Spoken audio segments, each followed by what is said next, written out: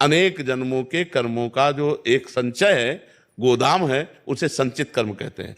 उन संचित कर्म से जब शरीर रचना होती है तो मनुष्य शरीर की रचना पाप और पुण्य दो से होती है, देव शरीर की रचना पुण्य से होती है, और जो यातना देह है नरक में जो मिलता है वो केवल पाप से मिलता है। मनुष्य देह की रचना इस मनुष्य लोक में पाप और पुण्य से होती है। तो वो संचित कर्म से पाप पुण्य निकाले गए जो हमारी गोदाम में जमा है, उनसे अनेक जन्मों से वो भगवान का जोड़ है, उसको जोड़ करके निकाला और मनुष्य शरीर में जन्म से लेकर मरण तक का विधान रच दिया गया।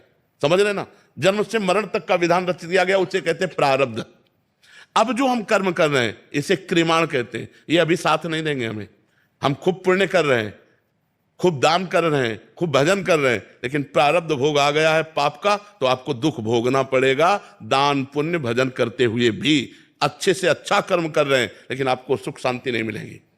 आपको वो प्रारब्ध भोग अशांत करेगा, वो प्रारब्ध भोग दुख देगा। जो आज कर रहे हैं ये कल आपके काम आएगा। वर्तमान का जो दान पुण्य है, वर्तमान का जो सत्कर्म है, वर्तमान का जो परोपकार है, वो भविष्य में आनंद देगा। लेकिन आज हमको दुख सुख का वो क्रम भोगना पड़ेगा जो शरीर रचने के समय रखा गया है। समझ पा रहे हैं आप? हाँ, वो आज तभी देखा जाता है पाप कर्म करने वाला बड़ा उन्नति को प्राप्त हो रहा है, एक धर्मात्मा पुरुष कदम कदम पे दुख भोग रहा है, तो वो क्रम उसके पुण्य का लग गया।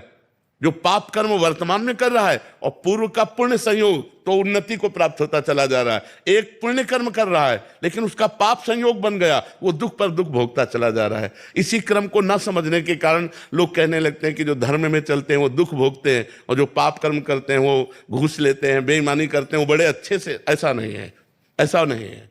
परिणाम जब अपने कर्म का आएगा तो वो पुण्य का आनंद होगा, सुख होगा, और पाप का दुख और विपत्ति और विनाश ही होगा। वो कभी सुख प्रदान नहीं कर सकता। आप समझ पाए?